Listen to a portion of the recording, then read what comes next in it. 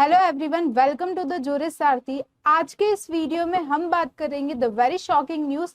आप लोगों के लिए शॉकिंग है, कुछ लोगों के लिए गुड न्यूज है, कुछ लोगों के लिए बैड न्यूज है।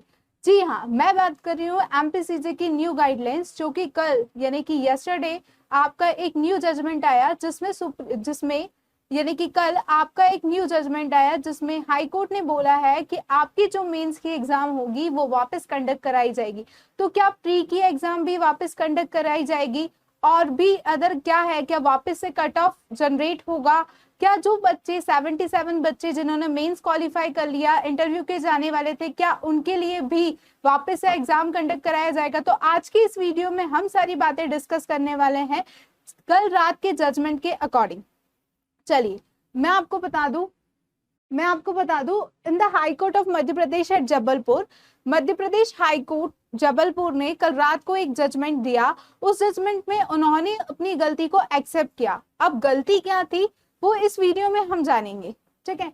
अब ये जो है रिट पिटीशन फाइल करी गई थी ज्योत्सना ढोलिया एंड अनादर वर्सेस, इसमें जो रेस्पोंडेंट को बनाया गया था वो रेस्पोंडेंट है high court of Madhya Pradesh and another. अब हुआ क्या, सबसे पहले मैं आपको बता दूं, यहाँ पे जो है चीफ जस्टिस शेन लागू एंड अदर एक जजेस और थे, टोटल 2 जजेस की बेंच थी। और ये जजेस के बेंच ने यहाँ पे जो है रिट पिटीशन को अलाउ किया। अब ये रिट पिटीशन को अलाउ किया तो क्या क्या चेंजेस हुए? क्या वापस से पुराना एलिजिबिलिटी क्राइटेरिया जो है वो अप्लाई होगा या नया एलिजिबिलिटी क्राइटेरिया अप्लाई होगा? इसमें बहुत सारे बच्चे कंफ्यूजन में, क्या वापस से बच्चों को प्री देना पड़ेगा?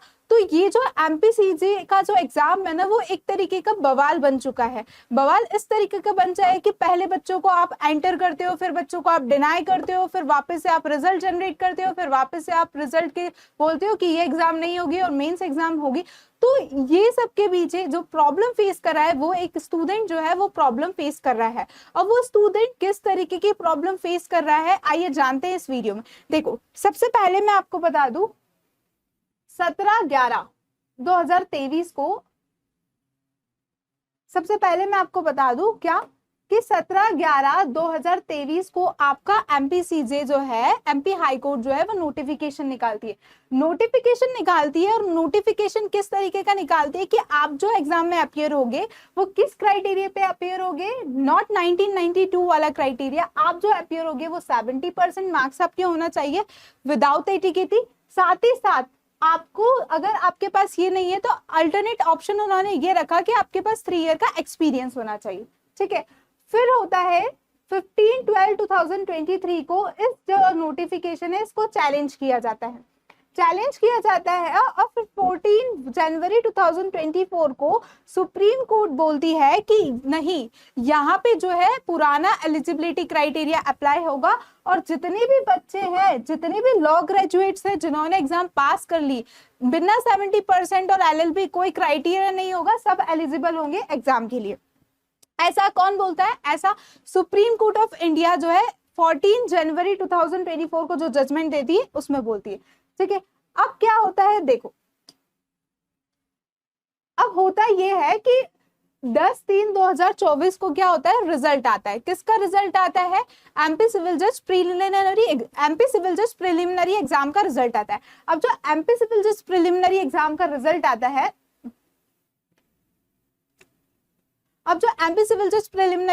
रिजल्ट आता है, उसमें टोटल बच्चे जो 926 स्टूडेंट्स जो है क्या होते हैं, पास होते हैं।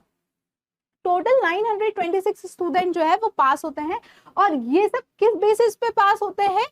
कोई एलिजिबिलिटी क्राइटेरिया नहीं है, पुराने एलिजिबिलिटी क्राइटेरिया जो था वो अप्लाई होता है, उस बेसिस पे रिजल्ट जनरेट होता है। लेकिन इन्होंने सबसे बड़ी गलती ये करी कि इन्होंने जो मेंस का रिजल्ट जनरेट करा वो किस बेसिस पे जनरेट करा, न्यू एलिजिबिलिटी क्राइटेरिया के अकॉर्डिंग जनरेट करा।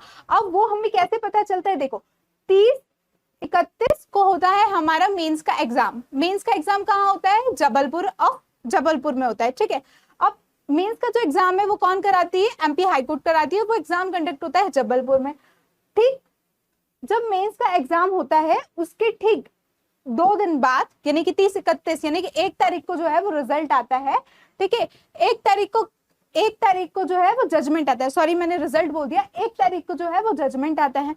और जजमेंट में ये बोला जाता है कि जो सुप्रीम कोर्ट बोलेगी वो होगा। सुप्रीम कोर्ट ने बोला जो हाई कोर्ट सबऑर्डिनेट है, ठीक है, हाई कोर्ट के ऊपर छोड़ देते हैं हम कि जो हाई कोर्ट बोलेगी वो होगा, ठीक है। अब ये जो जजमेंट आता है और इस जजमेंट में ये होता है कि हाई कोर्ट एक नई रूलिंग ले आती है और बोलती है कि नहीं 70% और 3 ईयर का एक्सपीरियंस कंपलसरी है, और जो मेंस के रिजल्ट होंगे वो इसी के बेसिस पे इन्होंने डिक्लेयर कर दिए। अब जो इन्होंने मेंस के रिजल्ट जो है इस रूलिंग के अकॉर्डिंग डिक्लेयर कर दिए, तो आप ही बताइए क्या एक एग्जाम में दो दो पॉलिसीज अप्लाई हो सकती? यानी कि आप प्री का रिजल्ट निकालो पुराने रूल के अकॉर्डिंग और आप मेंस का रिजल्ट निकालो नए रूल के अकॉर्डिंग, तो क्या ये सही है? ठीक यही बात को लेके जो है हमारी ज्योत्सना जी है वो जाती है कहाँ?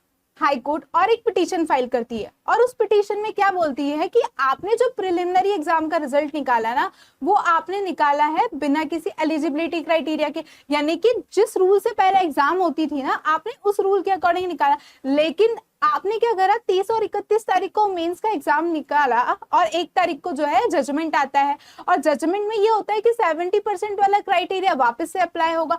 अब ये जो 70% वाला क्राइटेरिया है इसके बेसिस पे आपने मेंस का रिजल्ट जनरेट करा, तो आप ही बताइए आप इस एग्जाम में दोनों पॉलिसीज अप्लाई कर रहे हैं, नई वाली भी और पुरानी वाली, तो सबसे पहले ये चीज जो है ये गलत है। तो यही बात को जस्टिस शील नागू ने एक्सेप्ट करा और उन्होंने बोला हाँ हमारी गलती हुई है। अब ये जो पूरा 14 पेज का जजमेंट है, इस जजमेंट में हुआ क्या, हम मेन पॉइंट पे आते हैं, ठीक है। जब मेन पार्ट पे आते हैं, इस मेन पार्ट में क्या हुआ, उन्होंने क्या बोला, consequently present review petition allow, यानी कि ये जो रिट पिटीशन थी इसको अलाउ कर दिया। अब इसको अलाउ करा गया और इसमें क्या क्या हुआ देखो मैं आपको बता देती हूँ। सबसे पहला पॉइंट अगर हम बात करें तो आपकी प्री एग्जाम, क्या आपकी प्रिलिमिनरी जो एग्जाम है, सबसे पहली वाली जो बात हम करें आपके प्रिलिमिनरी एग्जाम की, कि जो आपकी प्री वाली जो एग्जाम हुई थी क्या आपको उसको वापस देना पड़ेगा? नहीं, आपकी प्रिलिमिनरी जो एग्जाम हुई थी 2023 में उसको आपको वापस नहीं देना पड़ेगा, लेकिन उसका रिजल्ट वापस से जारी होगा। कैसे जारी होगा?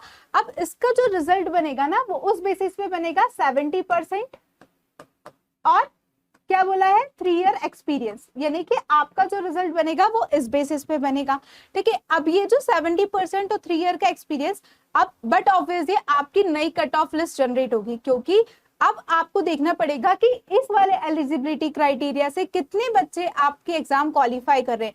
जितने बच्चे एग्जाम क्वालिफाई कर लेंगे उनके लिए तो एक गुड न्यूज है कि उन्हें मेंस में अपीयर होने का मौका मिलेगा, ठीक है। अब फिर कट ऑफ जनरेट होगा, अब मेंस का एग्जाम वापस देना पड़ेगा। दूसरा मेन पॉइंट ये, जी हाँ, मेंस का एग्जाम उन लोगों के लिए वापस होगा, किन लोगों के लिए, जिन लोग इस एलिजिबिलिटी क्राइटेरिया से प्री क्वालिफाई करते हैं, उनके लिए मेंस का एग्जाम होगा। अब मेंस का एग्जाम इन्होंने अभी यहाँ पे सिर्फ एक सर्कुलर जारी किया है, मेंस का एग्जाम कब होगा इसके लिए अभी कुछ नोटिफाई नहीं किया गया है, ठीक है। तो अब क्या होगा, मेंस का एग्जाम होगा इन लोगों के लिए। अब ये जो बच्चे मेंस क्वालिफाई करेंगे प्लस जो 77 स्टूडेंट्स जो मेंस क्वालिफाई कर चुके हैं, और ये जो स्टूडेंट्स मेंस क्वालिफाई करके जाएंगे इंटरव्यू में, इनका होगा साथ में इंटरव्यू, और ये इंटरव्यू की लिस्ट जो है फिर से जनरेट करी जाएगी। अब क्या होगा, इन लोगों के लिए तो ये तो सेफ मोड पे बैठे थे, इन लोगों को कुछ नहीं करना है, इन लोगों को शांति से बैठना है।